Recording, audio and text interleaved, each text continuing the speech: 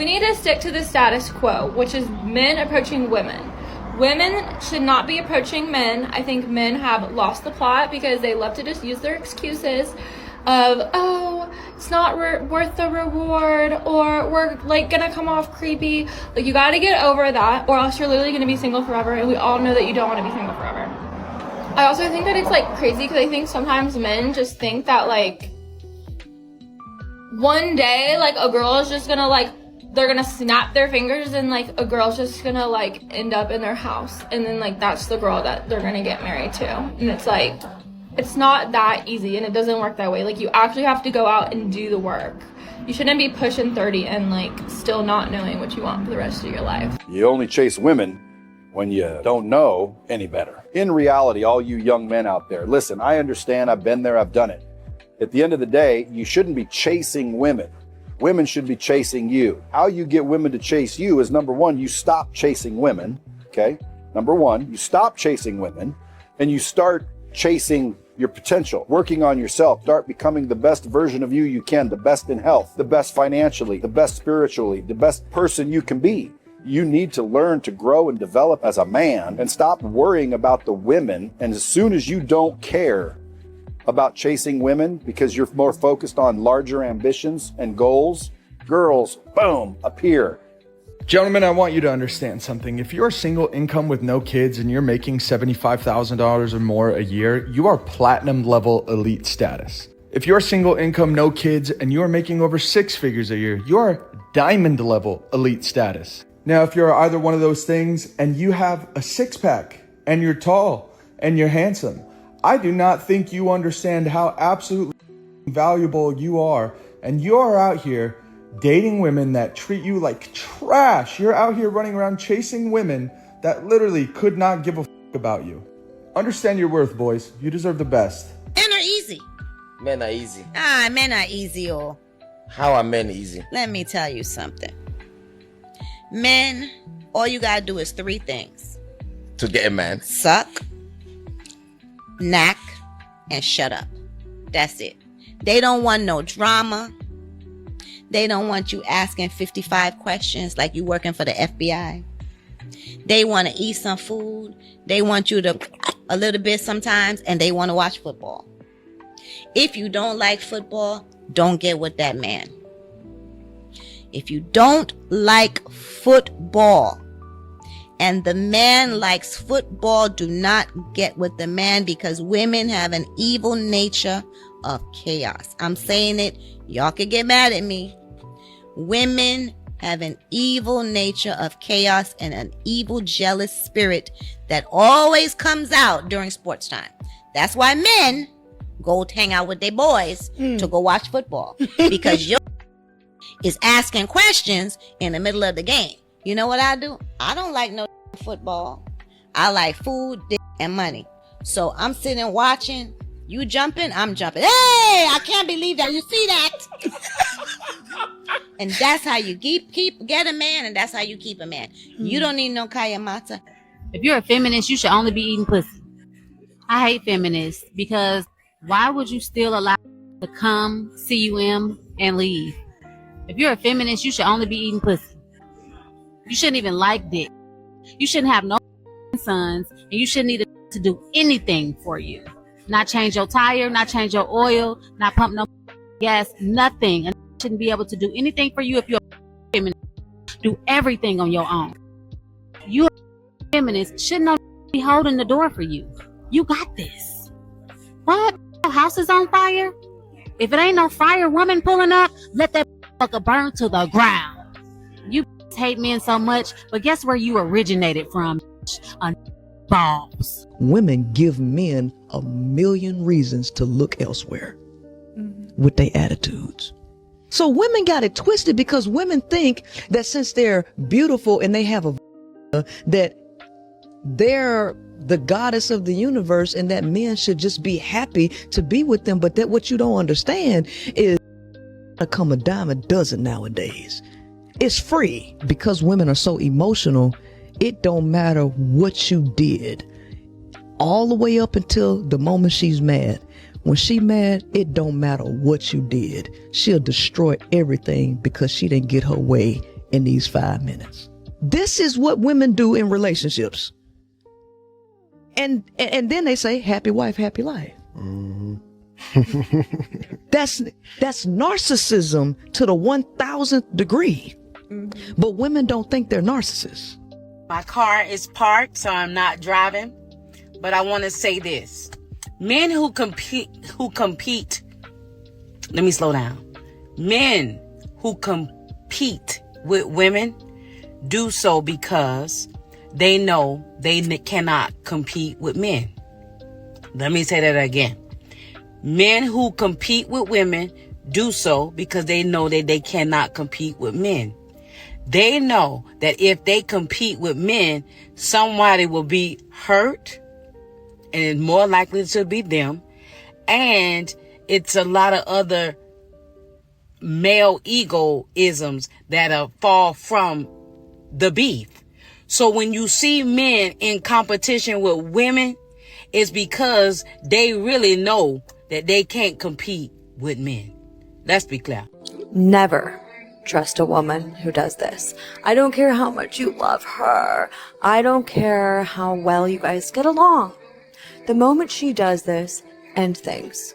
And I'm telling you this from a woman's perspective, okay?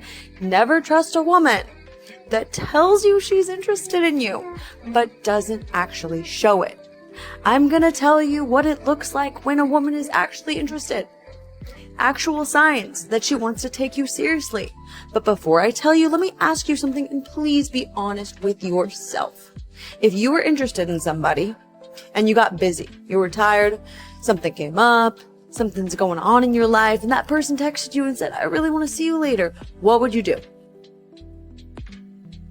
You would not say, oh, I'm sorry, I'm busy, I'm just too tired, I have so much on my plate. No, you would make the time.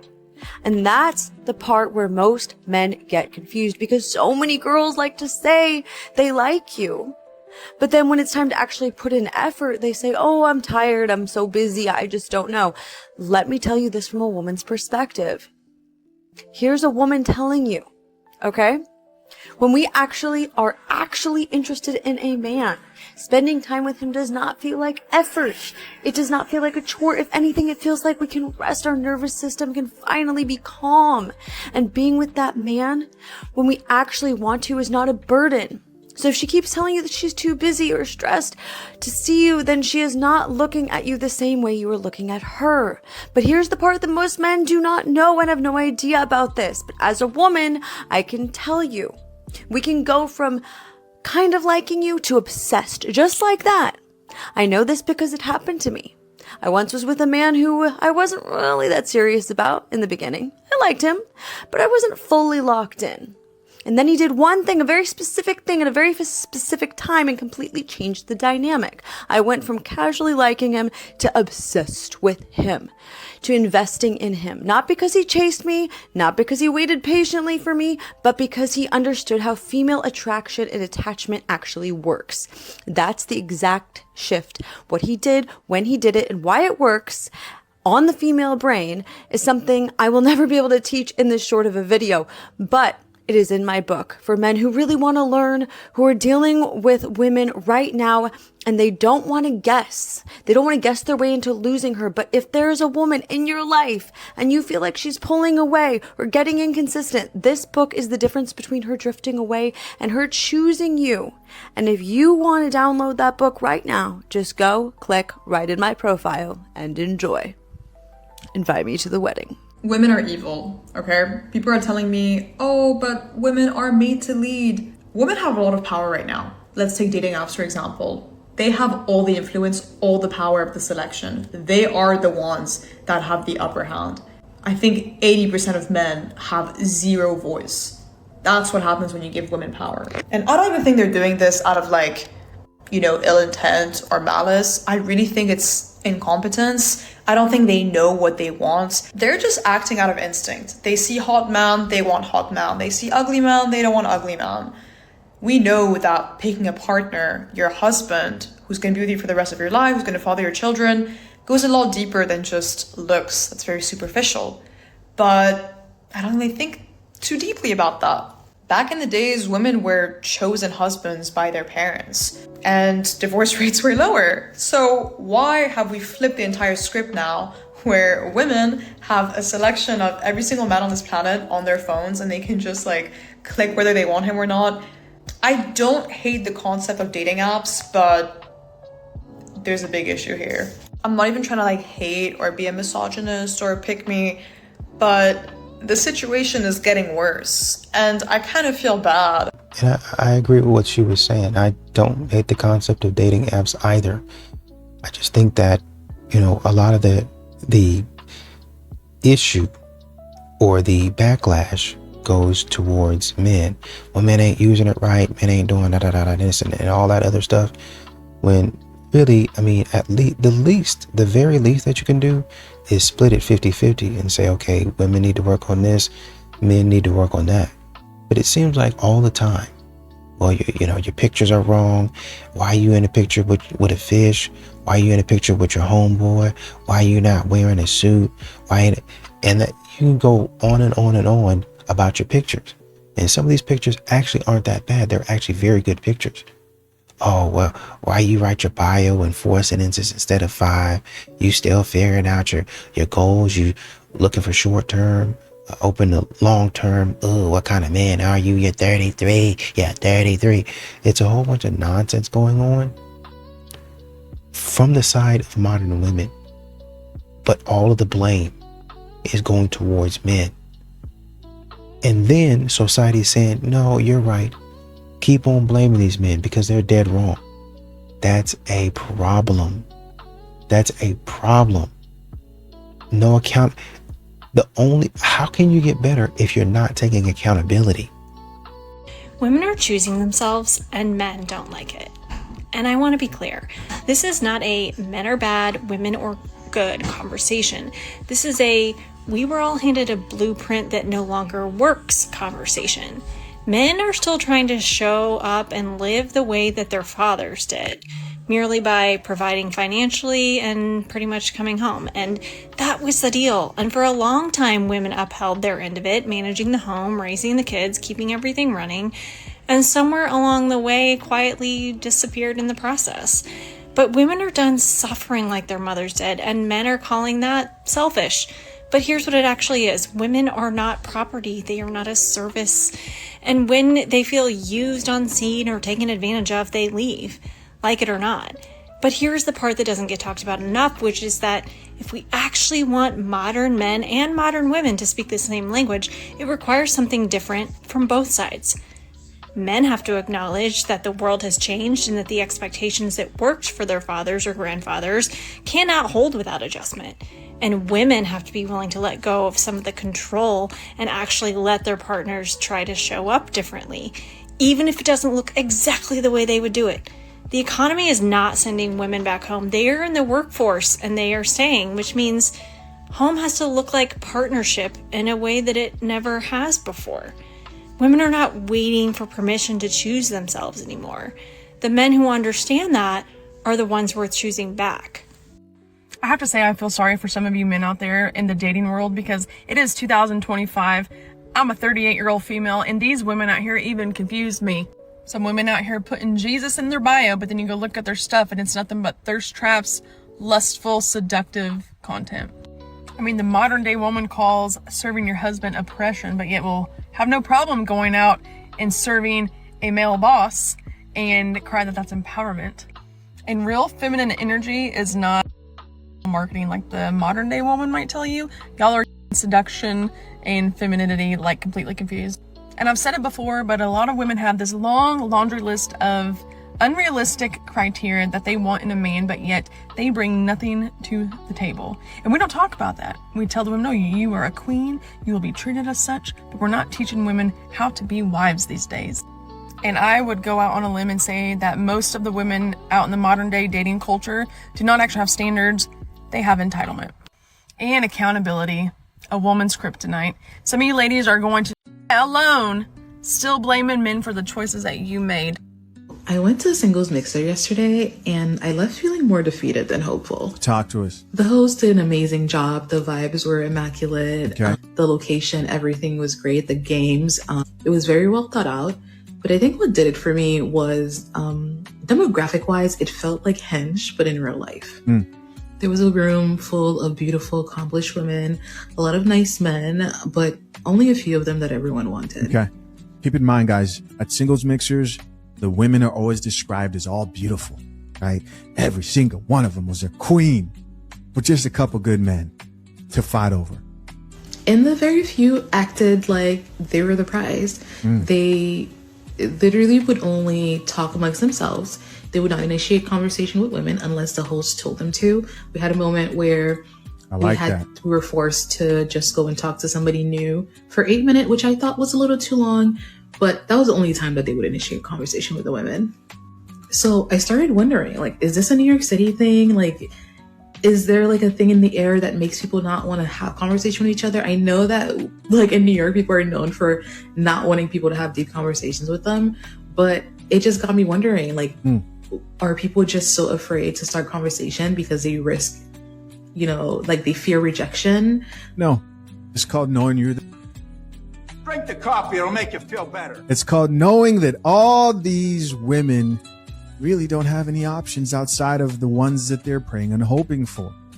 That's what it is. Is it a millennial thing? Do we just not know how to talk to each other anymore? Like, what is it? I'm super social, so I initiated most of the conversations that I had yesterday. As you should. And at the end of the night, I felt so drained because it just felt like it wasn't going anywhere. And the worst part of it is that I woke up this morning feeling super sad. And I was just asking myself, like in a room full of people where the intent is to date, like I didn't make any connection. So what is wrong with me? So I started asking myself, was I too opinionated? Did I talk too much? Am I not feminine enough? Like, why wasn't it like, what do I need to do in order for me to be chosen? Like, what do I need to change? And these are good questions, actually. Guys, the moment I said the word chosen is when I was like, hold up, take a beat here. Okay, do you want to be chosen?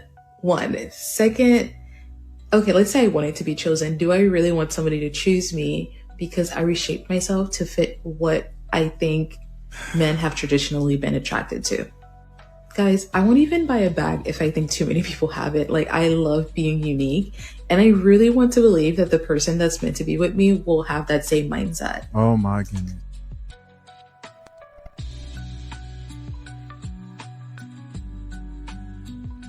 Trauma hurts women.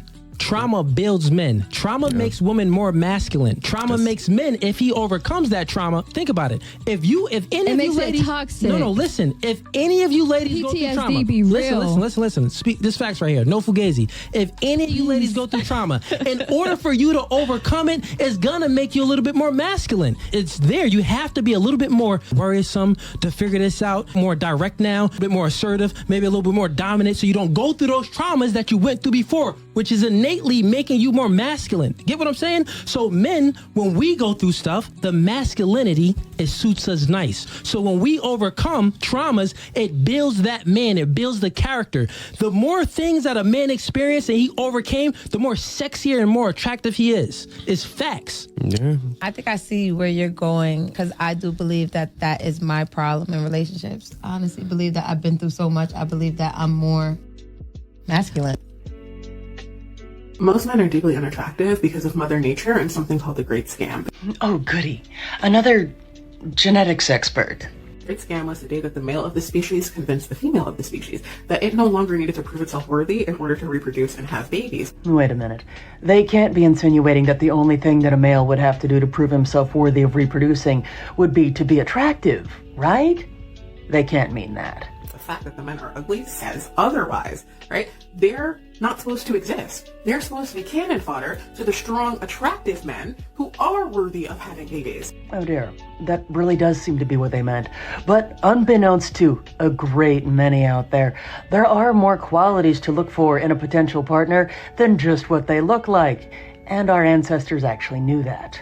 We're out here being like, the men don't take care of themselves, that's why they're unattractive. No, you're 10,000-year-old genetic anomaly. He's not supposed to exist, babe. It will never cease to amaze me how some individuals can remain so willfully uninformed when there's so much information freely available out there on the internet.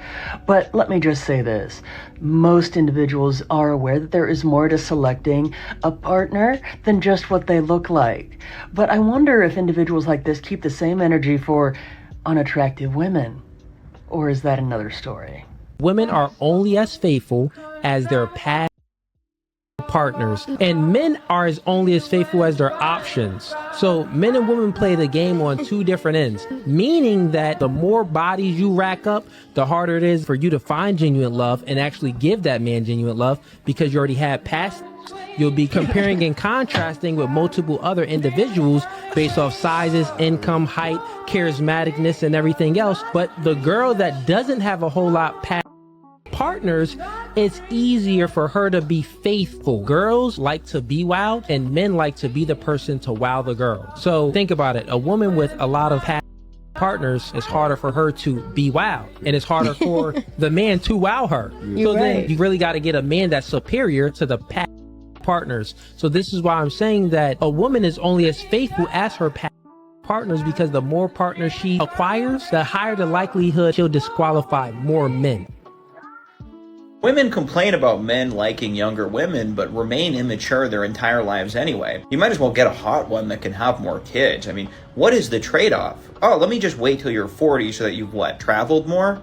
Worked more? We don't care about any of that. Do you become fundamentally less goofy? Probably not.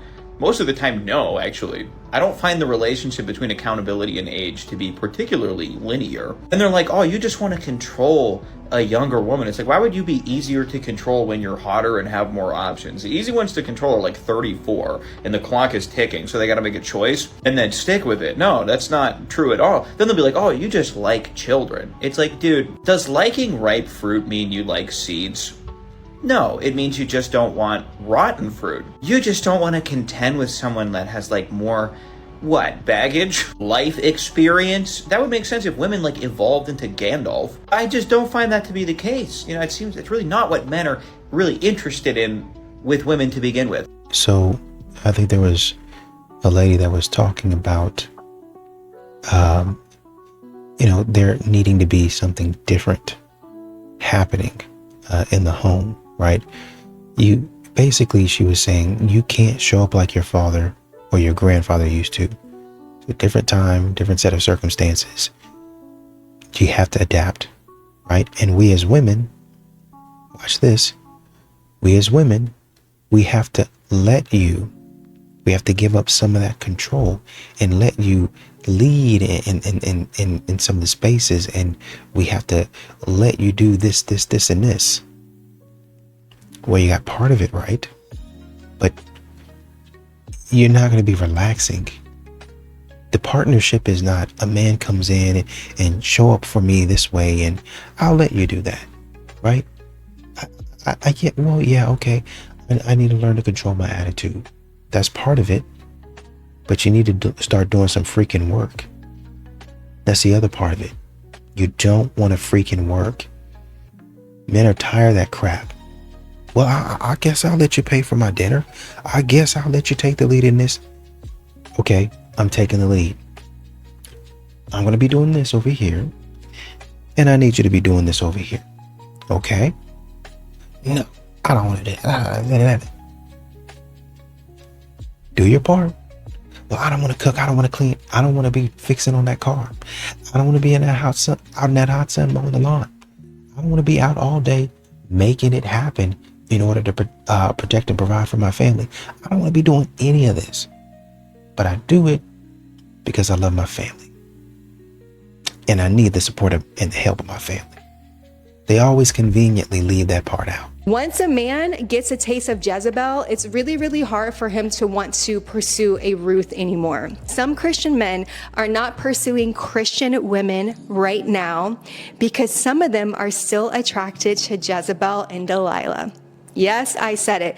It is going to be very, very hard for a Christian man to want to pursue a Ruth or an Abigail if he's still attracted to Jezebels and Delilahs. I don't know if you remember or not, but we're literally in a spiritual war right now, and the enemy does not want you to get married, sis. The enemy does not want your husband to be attracted to you. Let's take Samson, for instance. Samson was attracted to the very women he was called to deliver the Israelites from. He was attracted to the Philistine woman. His father literally said, Samson, why don't you choose a woman from your own tribe? Samson didn't want to. He was so consumed with the Philistines and then Delilah's, even though there was a good woman within his own people that would have been great for him. Do you think that's not happening today? There is a man that the Lord has ordained for you, but oftentimes the enemy may want to send him a Jezebel or a Delilah so that he no longer wants to be attracted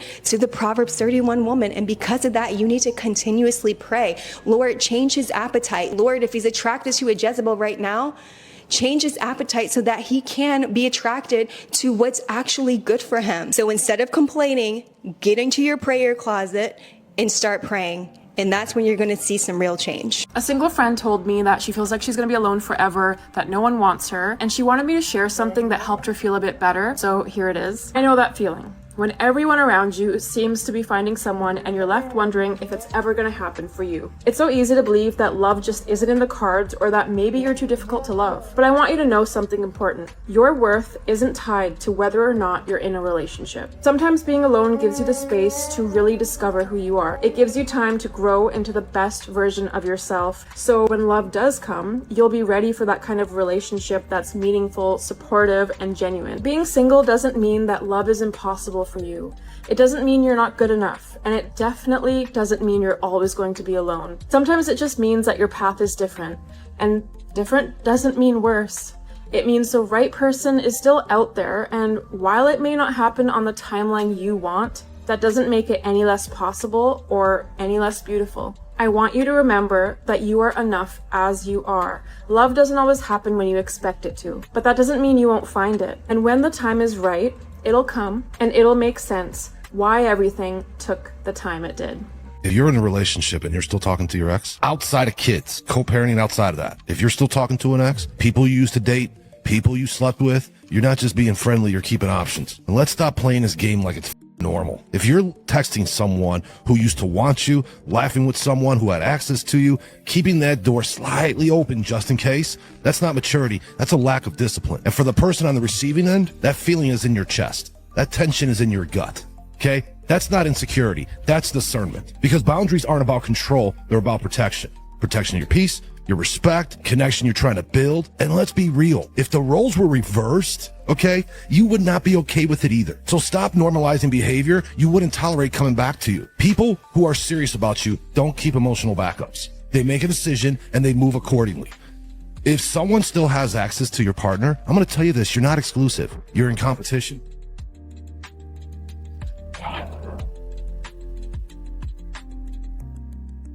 It is crazy how when we get into a relationship with a man, it's no longer on our timing as a woman. You see, a man can get married in less than 6 months or he can wait 5 to 7 years. It depends on that woman. Men don't rush into marriage at all. They just move fast when certainty shows up. People often think getting married fast is super impulsive, but it's actually clarity. If you haven't noticed how the world runs, men move fast when the right conditions exist. Here's what's usually present when a man gets married super fast. Number one, that woman brings him peace. Being with that woman feels easier than being alone because there's no emotional roller coaster, there's no drama and no chaos. Number two is respect. He feels respected in how she talks to him, how she trusts him, and also supports his leadership. Number three is emotional safety. He can talk to her and be honest without anything being used against him later. Number four is consistency. Her energy, affection, and behavior don't change based on milestones or pressure. Number five, she believes in him. She believes in his vision even when results haven't shown up yet. Number six is alignment. They want the same life, values, direction, not just love. When all of those things exist in a woman, a man does not feel rushed. He actually feels secure. And we all know when a man feels secure, he's not waiting. He's going to get what he wants.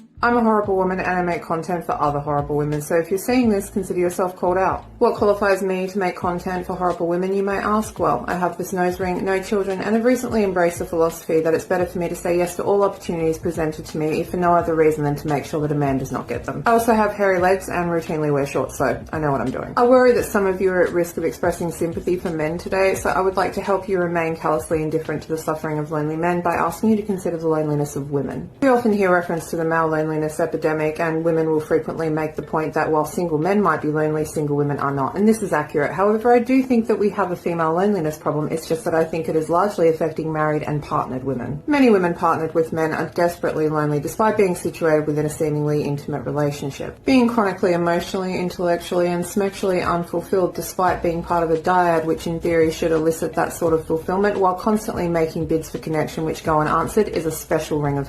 Partnering with men is not guaranteed to be a solution to female loneliness and can in fact result in experiencing a new flavour of loneliness which is arguably more soul-destroying. Being lonely because there is nobody intimately present in your life is difficult. However, being lonely despite there being somebody intimately present in your life is especially miserable, and I suspect is a misery which is largely suffered by women in relationships with men. Ironically, women doing their bit to solve the male loneliness epidemic by partnering with men may find themselves experiencing a far more crushing form of loneliness than those men ever did when they were single. Have you ever suffered loneliness inside of an intimate relationship and have since left the relationship? If so, let us know how things have changed for you. And for everybody who is at risk of being nice today, I hope this discussion will help you be difficult and unresponsive to the needs of men all day long. If you're a horrible woman or someone flirting with the idea of being difficult and making a scene, head on over to my page to find more motivating content like this. Has a man ever told you that 80% of women are going after the top 20% of men, and that's why there's this epidemic of men that can't find partners? Anyway, they set the stat that was like 20% of people joining dating sites at that time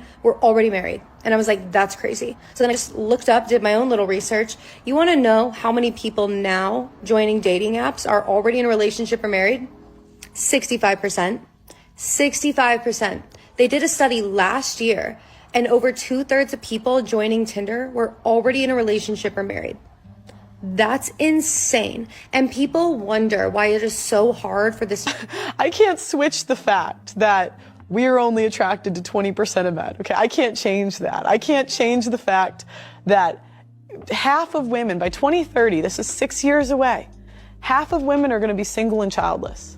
This was a study done by bankers, not people that have a political agenda. So if you're married to be, I always say that if we banned side chicks, if we made it illegal or something, the first people that would complain are women. There are women that go to NBA games trying to get men to cheat on their wives. Women are putting a lot of harsh things out there on the internet. So tell me what you're seeing. Women going online and saying things like, you don't need a man, never rely on a man. If you depend on a man as a protector and a provider, then you're going to end up single and alone, because when you turn 40, he's going to trade you in for a new 20-year-old chick. Women are going for those kind of guys and then saying all guys are like them, which just true. But then when you ask a woman, what do you look for in a partner? The first thing they will say, he needs to be financially stable. You ask these women, do you want a guy to pay on a first date? Well, for a woman who's so-called an independent boss and can handle herself, they seem to expect the guy to pay. The expectations of men haven't changed from when I was 5 till now. Right. Be chivalrous, be kind, pay for this, that, and the other. But yet the expectations of women, so far as women are concerned, is you can't expect me to cook, you can't expect me to clean, your money is my money is also my money, and essentially treat me like a princess, and if you dare ask for anything in return, well, then you're a misogynist. You're a terrible guy, you're a monster. Just bear with me for a sec, it's about to get real stupid. Everybody gotta do it I'm getting my hair done right now. Can you help me out, baby? This is a huge problem in the dating market, ladies, because a lot of you are taking advice from your friends, and your friends are getting that advice from 304s. This is a literal whore playbook, and I don't understand how y'all don't see it. She has the song playing in the background. Nasty dancer, dancer for money. Hello? Like, are we not seeing the signs here? I don't know where the algorithm messed up and women started taking advice from just any pretty girl they see online, but some of you are really taking advice from and then applying that to your day-to-day life and trying to figure out why isn't this working for me? Why aren't I getting men to pay for things the way that they do? Because they're and you're probably not, or at least trying not to be. I hope right? So I need you all to take relationship advice from people that are in happy, healthy relationships and marriages. Not your friend who wants that man to pay for your lashes because they know you can't afford it. That's not the reason to date. This is ridiculous. Please stop taking advice from women like this. What's funny is that, you know, I think there was one woman talking about, oh man, you really got to pray this Jezebel, you know, spirit, this appetite for Jezebel off these men. I don't think that men are going to need help with that, particularly because you can go a little bit further into the video and you have a clip of a woman, you know, she's not doing it directly, but she's basically saying married women and partnered women are suffering. They're suffering really bad. Their life is terrible. It's horrible. I'm not lonely, and none of the other women are lonely. Despite women out there talking about, yeah, I'm lonely. I really want a man. I'm waiting. I'm tired of waiting. Why do you think they're freezing their eggs? Because they want a man. They're hoping a man comes along someday, stupid. Come on, man. We got to start using our brains. We got to start using common sense. Well, I'm just fine being lonely. Maybe you are because you're a loser. But what about this person over here? She actually wants a man. That's what they keep on telling you, stupid behind, but you ain't listening. I want a man. This sounds great and all for about 5-10 years of my life. But after the 5-10 years of my life is over, I don't want that anymore. And I'm going to turn around and look at you and call you a loser and say, you're alone. You're lonely. You're bitter. Get out of my face. Get away from me. I'm telling you that right now. This is a phase. I don't know what you got going on, but they going to look at you and say, I don't want to be a part of that no more. Y'all out here ruining women's lives. Then talk about pray for the men. Pray that they get it all together. Pray for yourself. Pray that you get it together. You ain't in the right place. You're not a Proverbs 31 woman. Not even close. You in the camp with Jezebel. You in the camp with Delilah. Back out of here. I mean this in an offensive way at all, I swear to God. But I feel like I see an attractive man like once every 30 men that I see. I see a bad everywhere I go. Somebody said this to me and asked if it's because the girls are, and although I do think that's funny, I think that's only about 25% of what's going on here. I think the other 75% comes from what we consider a bad versus an attractive man. Now, what we consider a bad are typically things that can be bought over the course of like one weekend, a maintenance day, so to speak. They can buy the hair, we can buy the nails, we can buy the lashes, we can buy the Fashion Nova fit that makes us look like we're worth $500 and go out looking like a bad. However, for men, what we consider an attractive man is typically a man that has a whole bunch of money, which he has to work hard to get, a man that has a nice physique, which he has to work hard to get, a man that is respectable and has power, so to speak, which are all things that take time. Girls can look like a bad, give them $300 in a few hours. Men have to work to be attractive men. That's the difference. Sis to sis. Men don't feel safe everywhere, so choose to be one of the places they do. And I don't mean safe like comfortable, I mean safe like respected. Most men spend their entire lives guarded with their emotions, guarded with their fears, guarded with parts of themselves they don't have answers for yet. Not because they don't want to open up, but because experiences taught them that it was not wise. Listen, you ever met a strong man and try to get them to open up and you get nothing? A lot of men learn early that vulnerability gets misunderstood and honesty gets thrown back at them. That softness gets mistaken for weakness. So they learn to adapt. They stay quiet. They stay surface level. They show strength, not depth. And then they meet a woman who doesn't interrogate them, does not rush them, does not try to dissect them. She listens. She doesn't make his emotions about herself. She doesn't use his vulnerability as leverage. She does not punish him later by throwing what he said back in his face. And that's when something shifts, because safety is not created by words. It's created by true consistency. It's in how you respond when he's unsure. It's how you handle him when he's tired. It's how you speak about him when he's not performing at his best. The Bible actually speaks to this without making it emotional. It says the heart of her husband safely entrusts in her. Safely. Meaning, her presence does not add pressure. Her love does not feel conditional. And this does not mean accepting less than you deserve. It means you know the difference between leading with wisdom and leading with control. A woman who creates emotional safety does not chase intimacy. She attracts it. Because when a man feels safe, he opens naturally, he communicates clearer, he shows up stronger. Not because he's being handled, but because he's being understood. And that's rare. Men don't feel safe everywhere, so choose to be one of the places that they do. Can you tell me why women don't understand this about men? Men desire respect more than we desire air in our lungs. A man will burn the world to the ground for a woman who respects him, follows his lead, and is his biggest supporter. When a man feels truly valued, when his efforts are acknowledged, his leadership is trusted. He will move mountains for the woman by his side. Respect fuels our ambition, strengthens our love, and makes us want to give you the world. A man who feels respected doesn't just provide, he protects, uplifts, and he dedicates himself fully to the woman who stands by him. But when a man feels unappreciated, constantly questioned or taken for granted, his love begins to fade. No matter how strong his feelings were, disrespect slowly eats away at our desire to give, protect, and commit. A man doesn't need perfection. He needs a woman who believes in him, supports his vision, and stands with him through every storm. When we find that, we won't just build castles for you, we'll make you queen of our entire kingdom. I didn't say that women don't want a happy, loving relationship with their family. I didn't say that. Okay. Her husband is part of the family. Right. So I've been there and done that. But yeah, nobody said. Just because it didn't work out for you, drop a bomb. You talking about I've been there and I've done that. Maybe your experiences won't be her experiences. Don't make them feel like that is not a good thing and they shouldn't go for it because maybe it didn't work for you. Everybody has to experience it on their own, and I mean that respectfully, ma'am. Respectfully. I didn't say that it didn't work out for me. Y'all asked the question and then you come over here with the extra because you have to like try to get a jump out her skin. Was she? I'm just responding. I'm listening to what you're saying. I'm not about to jump out my skin because you got ignorant responses. I'm just listening to what you're saying. You know what I'm saying? I didn't say that. You have an ignorant mindset.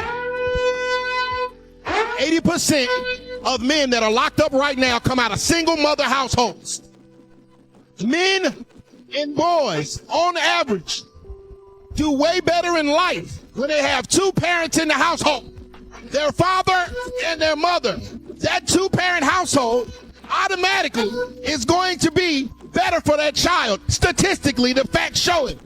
Kids that are raised in single mother households don't do well as kids that are raised in single father households. Those are facts. Those are the stats. So I would say that the key to making sure that your kids have a successful life is to make sure that that mother man is in that child's life. And what better way to have that man in that child's life if mommy and daddy are in the same house at the same time being a parent. I mean, appreciate it, Tressa. It took me 10 years to understand why history rarely produces female leaders. But once you see this, you can't ever unsee it again. Leadership requires self-sacrifice. Evolution wired women for one thing, self-preservation. But a leader walks into the fire first. A leader bleeds so others don't have to. But a woman's entire biology is optimized for one thing and one thing alone. It's protecting herself and her offspring at all costs. Ask a woman for emotional support when your business is collapsing and you're going to notice a dark truth. She's going to have zero empathy for you and she's going to start to despise you. Not because she's cruel, but because her survival software is assessing whether you're still viable for her. This is why men are the leaders. Someone had to face the barbarian hordes at the gate, even when survival was never on the menu. Passport bros. And if you don't know what passport bros are, this is a man term they use to mean that you should not date Western women, aka American women, and you should get your passport and go find you a wife in a different country. All these videos should be talking about the elephant in the room. American women make the worst girlfriends, wives, and mothers on earth. Majority are selfish, annoying, unhappy, anxious, overweight, and insufferable. When you're done playing around, go overseas and find a long-term partner who was raised by two parents with proper role modeling and secure emotional attachments. Otherwise, very good chance your expensive gamble on an emotionally damaged American woman has you in divorce court opposite a lying, cheating, vindictive American ex-wife/mother who destroys your family for all the property and a monthly check that makes it impossible for you to start over. I just had 5 grown men walk by, able-bodied men walk by as I struggle to like carry all of my shit and help this poor mother with 3 children carry her stroller down the stairs. They just looked and kept walking. I'm literally like dropping my umbrella and everything. They just keep on walking. Women now videoing themselves, right? And saying, oh, all of these guys didn't help this woman, but I did. And I'm like, all these able-bodied men, they're just not even, not even helping, and they don't even want anything. And I had to stop and well, yes, honey, because for years they did help. I don't know how many times we have to say it, but for years and years and years, guys did all of those things. And then one day, feminism got plunged into all of your tiny little brains, women. And you decided that you didn't want guys to do anything for you anymore. Most niggas are criminals because women love criminals. Oh, whoa. What? Listen, let me tell you something. Most men are criminals. No, hear me out. Here's the cycle that our culture does. And you don't want to hear it, but it's the truth. The girls like the bad guys. They like the bad guys. They have babies with the bad guys. Yeah. The bad guys turn into terrible baby daddies. Then they get the good guys who wanted them when they was the to come be stepdaddies, and they celebrate him in society. He's the bonus father. He's the great man. You didn't want him when you was 19. You know when she wants to you be a didn't good want him woman? when he was 21. You didn't want him because he was lame. You didn't Right. want him because he was lame. Women like cool. Thug and Mariah. Okay, Thug that and is Mariah. a true Atlanta story. Okay, Mariah now, is a beautiful girl, educated girl. Father is one of the most legendary coaches. He has a statue I heard I didn't outside know of. She comes from a great everything. 2-parent household, but yep. you still end up with a street guy. Women want to feel protected, and street guys make you feel protected. But when you look around your generation, like, what do you see young women doing and wanting? I think young women are just lying to themselves. I think we've been lied to by society. We've been lied to by the Kardashian type figures that have given us beauty standards that are completely unrealistic, that have told us that the ideal is to be plastic, that you need to change everything about yourself to be desirable, not just to men, but to the world, whether that is Botox or lip fillers. Have you seen that young women my age are now getting Botox because it's preventative? 22-year-olds? 22-year-olds, 21-year-olds, 18-year-olds. It is a come on. huge thing. It's like, it's preventative. You won't have wrinkles later on in life. It's like this is the most ridiculous thing. Obviously, if you want to do it later in life, that's your prerogative. Yeah. But at 21 years old, you're It's not literally necessary. No, it's not. But Yeah. they have been told that is their ideal. And I think a lot of the pressure then comes from women, because as other women start to do it, then younger women on social Yes. media see it and think that is what they need to aspire to. A lot of these modern women, kind of like the guy was saying, a thug makes them feel protected. Essentially what they're doing, and they think it's really honestly and truly a criminal does it. It's kind of the same effect with a criminal. They've heard, even if they haven't seen, they've heard of the danger. So I know that this man is dangerous. He's mysterious. But with a criminal, it's kind of like the same alluring. I don't have to see the mystery, but I've heard stories of him, and stories are enough. That's why you have all of this, stuff where the man, you play it up in their mind, and oh man, where are the men? Like in the movies and the books, it's a story. And like I said, I don't need to see. I don't want to see what happens in real life. I don't want to do that. You might have a few women that are like, no, I want the real. I want to go out here and I want to see it because I'm a real woman. You got a few of them, but for the vast majority of women, they don't want to see the danger. I just want to hear about it. Because I can build my reputation and my status off of my man. And the stories that I hear of that's the daughter, or that's the wife, or that's the girl of this drug dealer or this criminal. Ooh, we better not talk to her. We better not. Yes, ma'am. Yeah, we'll get it for you right now. They like that. That's authority. That's a power. That's respect. To them, they don't really care about respect, but it's adoration. Right? It's somebody that validates me. They see me for my value. Well, they only see you. They're scared of you. They don't really admire you. No, it's the same thing, right? And they're not actually scared of you. They're actually scared of your man and his goons and his thugs. Yeah, but he picked me, and so he sees something in me. So these people see something in me that he saw in me, which is I'm unique. I'm worthy to be adored. That's why I picked. Even he's a gentle giant to everyone else, to me, but not everyone else. I'm special. I like being special. No matter if I have to do criminal stuff, I'm still special.